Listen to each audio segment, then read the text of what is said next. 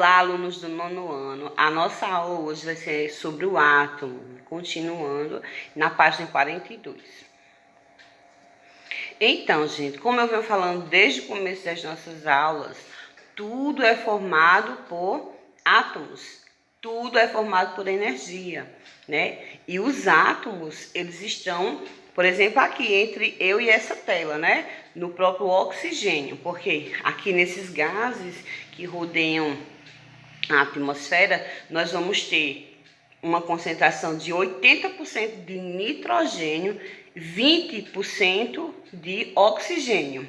Esses valores são um pouco diferentes, porque a gente vai ter 0,1% de outros gases na composição desse atmosférico. Mas nós vamos ter átomos tanto na matéria bruta, como por exemplo pedras, né? Como também na matéria viva, como os animais, as plantas.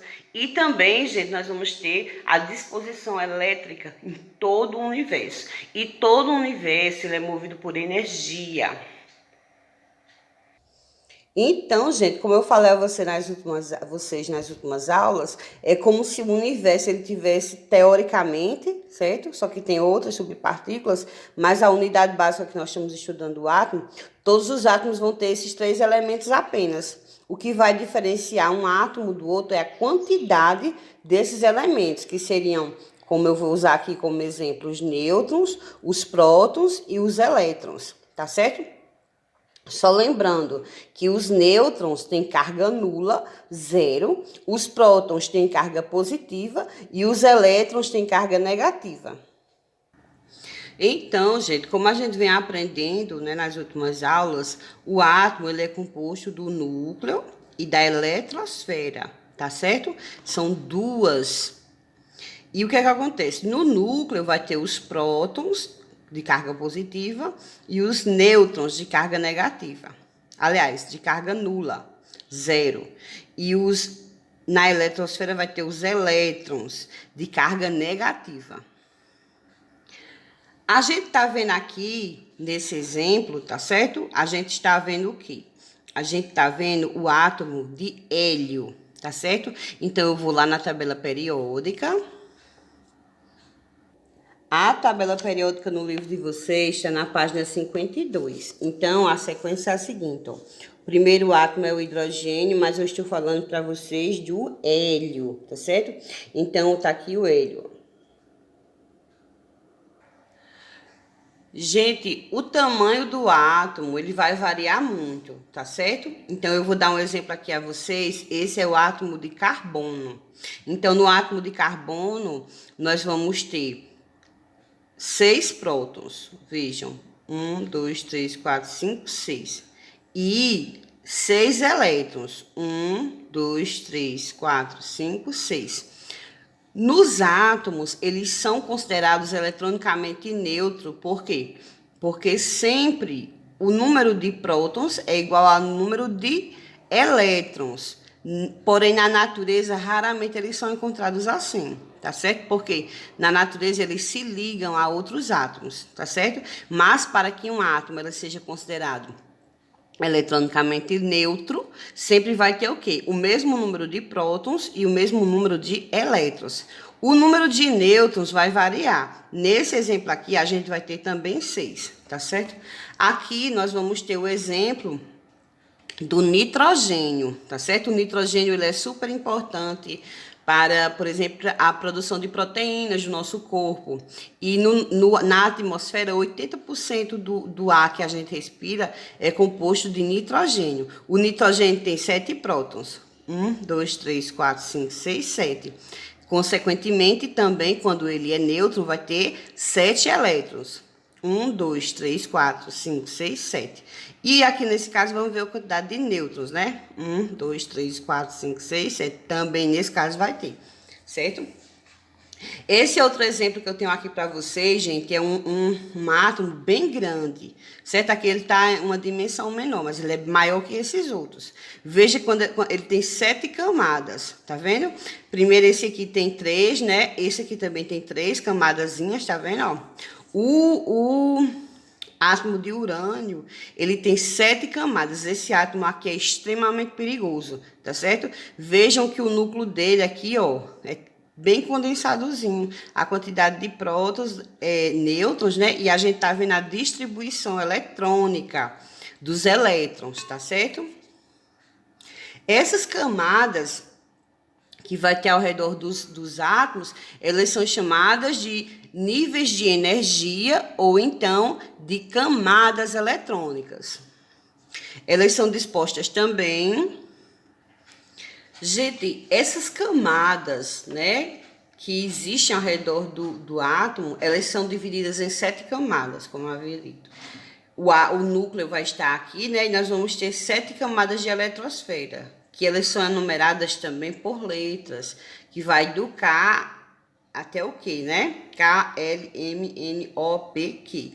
E elas têm, gente, através de experimentos que vocês vão aprender no ensino médio, elas têm uma quantidade que elas suportam de elétrons, tá certo? E essas camadas vão ser... o suporte que cada uma camada vai ser. A camada K, ela só suporta até 2 elétrons. A camada L, 8 elétrons. A M, 18 elétrons. A N, 32. Deixa eu arrumar. A P, 18 também. A O, desculpa. E a P, ela vai suportar até... Ah, gente, desculpa aí. Na verdade, esse aqui também suporta 32, tá certo? Eu errei. 32. A P vai suportar 18 e a Q, ela vai suportar até 8 elétrons, tá certo? Isso aqui é um padrão. K, 2, L, 8, M, 18, N, 32, O, 32, P, 18 e Q, 8. Aí você também pode se perguntar assim, aqui no livro de vocês, na página 43, tem imagens de átomos, saiba mais. Como é que se consegue a imagem de átomos? Na verdade, gente, quando se começou a estudar o átomo, não se tinha condições nenhuma de ter uma imagem do átomo, como hoje também não se tem imagens do átomo. Calma que eu vou explicar. O átomo, ele é como se os experimentos que foram realizados não conseguiam ver, mas conseguiam provar sua existência, tá certo? Eu vou mostrar aqui a vocês. Gente, esse homem aqui é Rutherford, certo? E ele foi um dos cientistas que descobriram partículas dos átomos. Olha que interessante. Esse aqui é o experimento dele, tá certo? O que ele fez no experimento? Esse bloco aqui é um bloco de chumbo. Dentro, ele colocou uma porção de polônio. Polônio é o quê? É um átomo, um elemento químico, que ele é tão forte, mas tão forte, que ele dispara suas partículas, tá certo? Então, o que ele fez? Ele colocou aqui em amarelo uma folha de ouro. Gente, o ouro é um metal extremamente precioso e rígido, muito duro de riscar, né? Então, ele pegou uma folha de ouro, colocou um aparato aqui em roxo, ó, e ele fez o quê? No experimento dele, essa caixinha aqui tinha um orifício e se via como se fosse um revólver, porque esse elemento químico, ele é tão forte, mas tão forte que a energia dele dispara. Ou seja, ele condensava aqui nessa caixinha, né, para não expandir, e concentrava o fluxo no orifício. Então, esse bloquinho de chumbo, ele disparava as partículas lá de quê? Do polônio. Então, eles começaram a observar o quê? Que essas partículas atravessavam a folha de ouro e eram reconhecidas no aparato. Só que eles também observou que algumas partículas reconstituíam, ou seja, é como se elas batessem algo sólido e voltassem. Então, gente, nesse experimento, o que ele provou? Ele provou a existência de um núcleo denso, né, e forte. Ele chamou esse núcleo, né, essas partículas positivas, de prótons. E ele percebeu o quê? Que existiam espaços vazios, né? Espaços vazios na matéria. Por isso que essas partículas conseguiam atravessar. Então, foi assim que ele percebeu o quê? A eletrosfera, né? Que existia um espaço vazio, onde o espaço do núcleo era denso, né, extremamente denso e menor, e ao redor tinha um espaço vazio, que era circundado com elétrons em movimento. Gente, os elétrons estão sempre em movimento, tá certo? Só, gente, que a partir dos anos 70 para cá foi-se fabricado um aparelho, certo? Que ele vai fazer o quê? Ele faz uma leitura. Vou mostrar a vocês. Gente, olha só esse aparelho. Ele é um microscópio. Vamos ver ele aqui, ó. Olha só. Uma câmera aqui na extremidade, né? Observem o aparato. Gente, isso aqui é um microscópio eletrônico de varredura por tunelamento. Nesse microscópio, ele tem, gente, uma pontinha fina aqui, tá vendo? Ó, nessa região. Então, o que que acontece? Essa pontinha fina, de uma maneira extremamente incrível, né, elaborada, ela mede, né, a dimensão de proximidade e longitude entre as partículas do átomo. Então, gente, ele consegue medir o quê? Dar uma dimensão da forma do átomo, tá certo? Olha, observe, isso aqui é uma representação gráfica de como o átomo é, da formação do átomo, tá certo?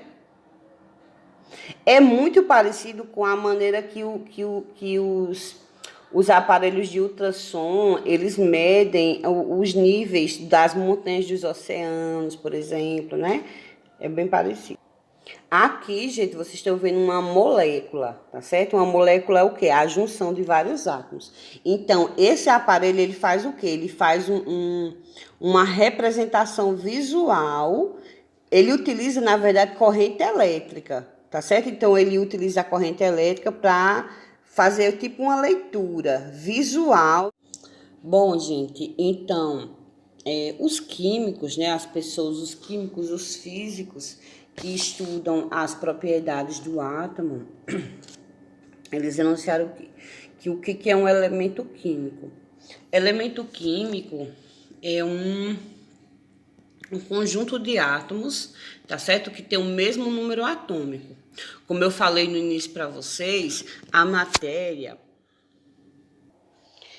ela sempre vai ser composta de quê? De elétrons, né, na eletrosfera, de prótons e de nêutrons. E esses três elementos aqui formam toda a matéria existente. Eles compõem a natureza do átomo. Gente, em outras ocasiões mais avançadas de estudos, vocês vão entender que existem também as partículas subatômicas, tá certo?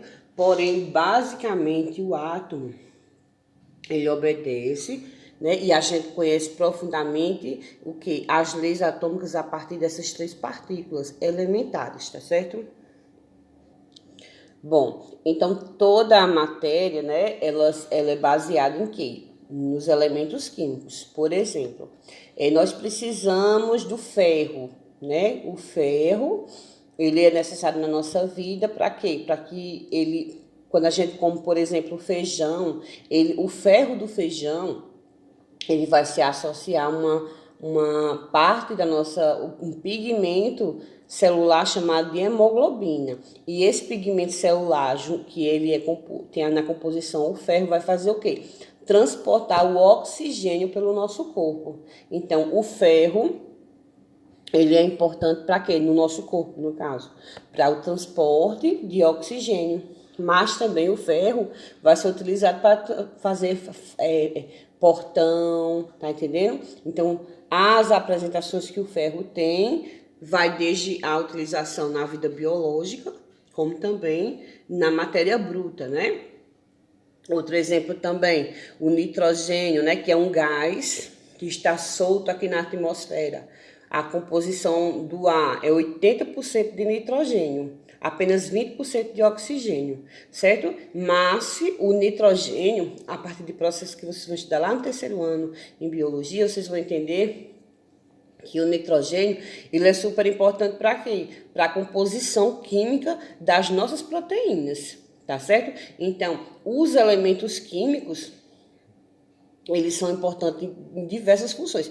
E o homem, estudando esses elementos químicos, foi descobrindo onde eles estavam, né?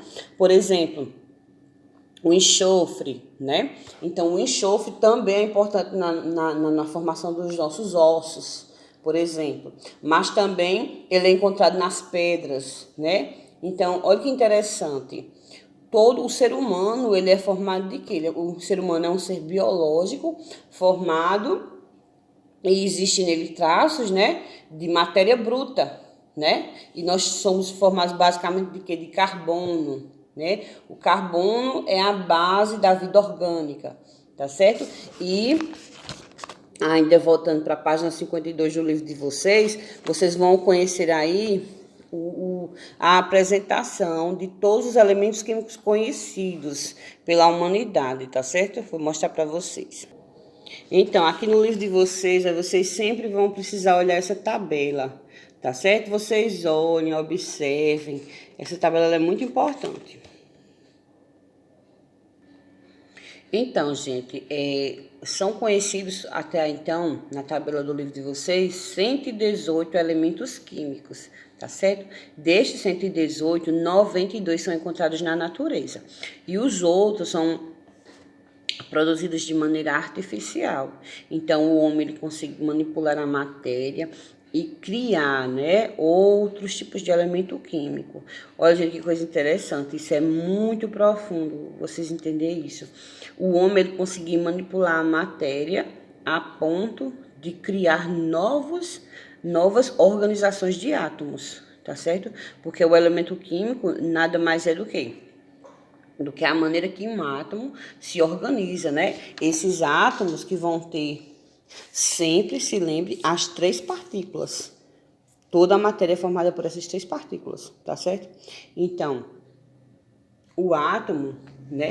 O homem, ele consegue modificar tanto a matéria que conseguiu interferir até na organização do átomo, né? Na maneira de que essas partículas tão elementares, elas se comportam, o homem conseguiu alterar isso, tá certo? No livro de vocês, na página 46, vai ter a maneira como o elemento químico, ele é apresentado, pra gente estudar ele, tá certo? Então, eu vou mostrar aqui a vocês. Vejam, aqui é o elemento químico. Então, vamos supor que aqui é um elemento químico chamado X, certo? Não existe esse elemento químico, aqui é apenas um exemplo. Então, nessa apresentação de como a gente vê o elemento químico, no caso, é como se fosse cada um desses quadradinhos, tá certo? Então, sempre vai ter o quê? Sempre vai ter, gente, o número atômico, é a massa atômica. O que é a massa atômica? A massa atômica é o número de prótons mais número de nêutrons, tá certo? Vai ter também o número atômico, o que é Z? Z é o número de prótons, tá certo? E o símbolo do elemento, que no caso seria o X aqui. Vamos observar que na maneira que nos é apresentado o elemento químico, não vai aparecer o número de nêutrons, tá certo? Por quê? Porque eu vou explicar depois uma formulazinha a vocês, e vocês vão entender que a quantidade de massa vai ser o quê? Juntar número de prótons e número de nêutrons. Então, já vai subentender o que aqui? Que quando você vê A, número de massa, então, por exemplo, vou dar um exemplo aqui a vocês. Olha, então, por exemplo, A, que é a massa, ou seja, o peso, né? A vai ser igual a quê? Z, que significa prótons, mais N. N é nêutrons. Então, vamos fazer de conta que o quê? Que A é igual, a gente não sabe o valor, tá certo? Vamos fazer de conta aqui que Z, que é o número de prótons, né? Suponhamos que seja 10. E N, vamos supor que seja 3. Então, a gente vai saber o quê? Que o número de massa, o peso, vai ser igual a 13, né? 13. 10 mais 3, 13, né? Então, no elemento químico aqui, né, quando a gente vai olhar na tabela, não vai estar o número de nêutrons, vai estar só o número de prótons, né, que vai ser 10, e a massa, que vai ser 13. Então, o que você vai fazer? Para você realizar isso aqui, você vai inverter essa formulazinha. Então, você não quer saber o número de nêutrons, né? Então, quando um elemento químico, vou até começar aqui do começo aqui, ó, por exemplo. Número de massa é igual a Z mais N. Essa é a fórmula, tá certo? Essa aqui é a fórmula. Então, vamos fazer de conta que a gente sabe, por exemplo, suponhamos, a gente sabe que a massa que vai estar lá no elemento químico é 22. Igual, a gente vai ter lá também que o número de prótons vai ser 10, certo? Mas a gente não sabe o número de nêutrons. Então, o que a gente faz? Esse elemento, esse Nzinho vai mudar aqui para esse outro lado. Aí, aqui não está positivo, né? Ele vai vir negativo. Então, ó, 22 menos 10 vai ser quanto? O número de prótons vai ser igual a 12. Número de nêutrons, no caso, né? Então, agora a gente vai descobrir, tá certo? Então, gente, e sobre os nomes desses elementos químicos, né? Eu, desde o começo que eu comecei a falar, eu sempre enfatizo o hélio para vocês. Então, o hélio, ele recebe esse nome por quê? Porque ele foi estudado a partir do espectro de luz do Sol. Então, hélio, né, vem de Sol. O Sol antigamente era o hélio, né? Então, vem de Sol. Já, por exemplo, é uma homenagem a quem? Ao país de Marie Curie. Marie Curie e Pierre Curie foram as pessoas que descobriram o polônio, né, que era um elemento químico que recebeu esse nome em homenagem ao país que eles residiam, tá certo? Mas nós vamos ter também elementos químicos, como, por exemplo, como aqui está citando no livro de vocês, o oxigênio, que na nossa língua começa com O, né? Mas na língua utilizada na tabela periódica, que vai ser, no caso, quando foi descoberto em alemão, vai ser essa palavra aqui que eu não sei ler. Vou mostrar aqui a vocês, né? Não vou saber ler que é em alemão, gente. Hello. Então, essa aqui é a palavra oxigênio em alemão. Então, vai ser assim. Então, gente, mas qual é a língua utilizada, né, para escolher o nome que vai aparecer lá na tabela periódica? Gente, a língua utilizada vai ser o latim, tá certo? Então, por exemplo, o nome ouro, né, áureo. Então, ouro não vai começar com O, né, porque na nossa língua ouro começa com O. Em latim, ouro é auro, tá certo?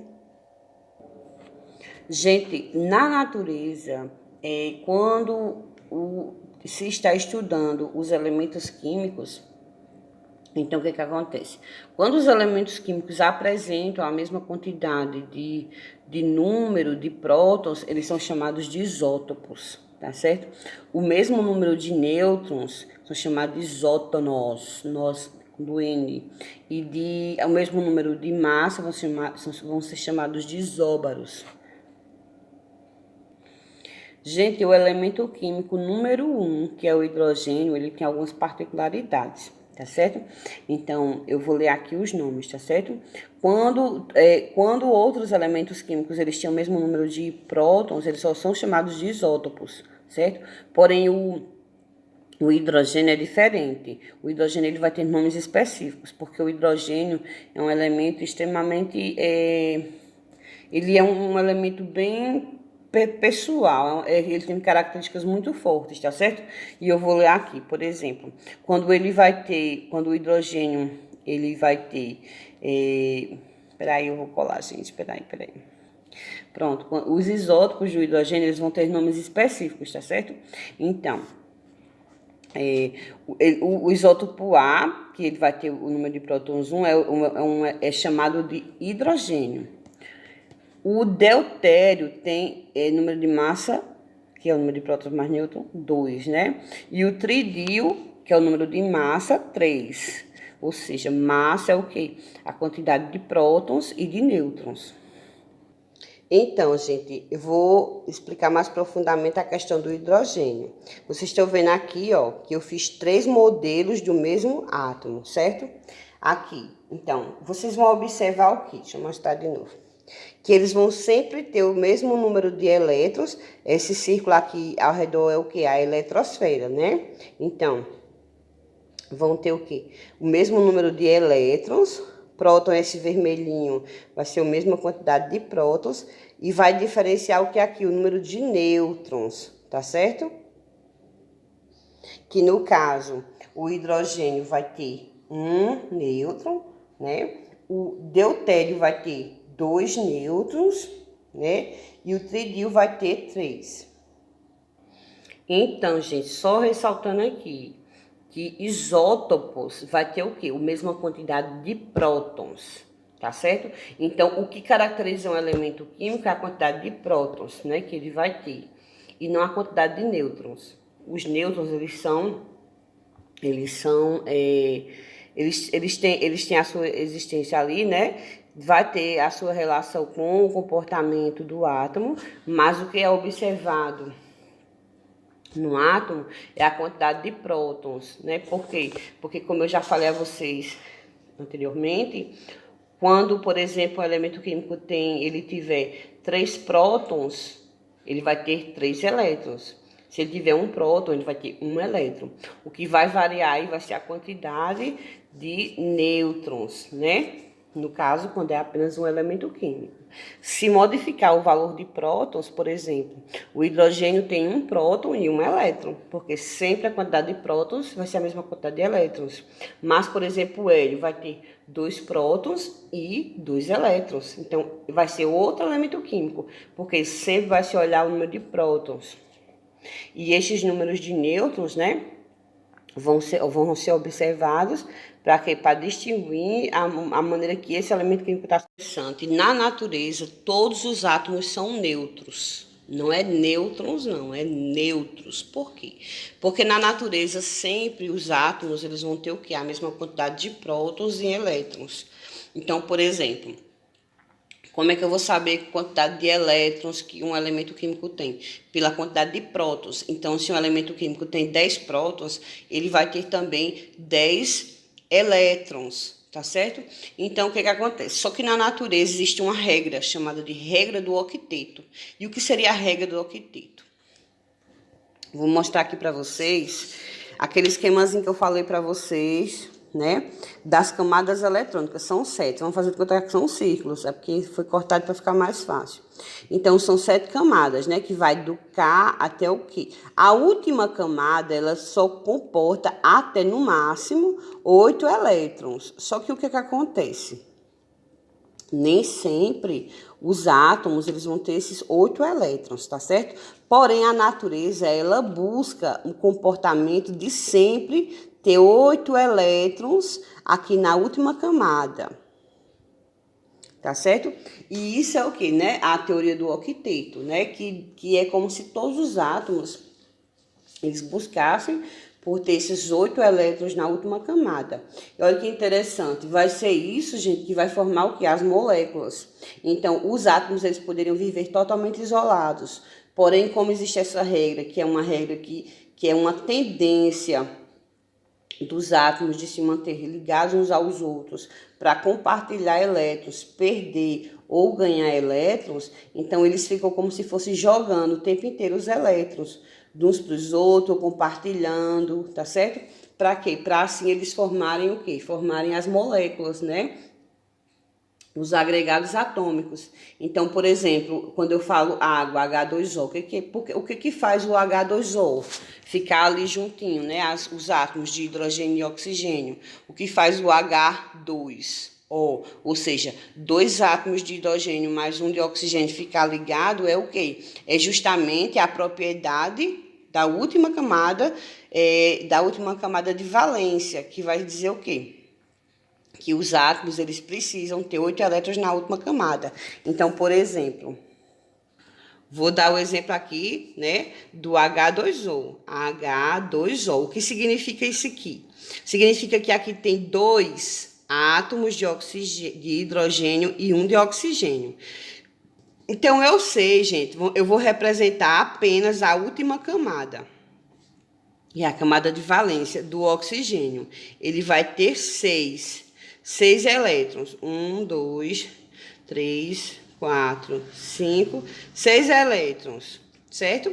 Não precisa de 8, né? Então, o que faz na natureza existir as moléculas é o quê? É justamente essa propriedade de precisar ter 8. Então, ele precisa de mais um elétron. Então, ele vai se associar aqui a outro átomo de hidrogênio. Por quê? Porque o hidrogênio tem um elétron, só que ainda não está composto, ainda precisa de outro, né? Então, ele vai se associar a outro átomo de hidrogênio para compartilhar outro elétron. Então, nós vamos ter aqui 8 elétrons na camada de valência do hidrogênio, e é como se esse aqui também ficasse uma camada só, esses três aqui.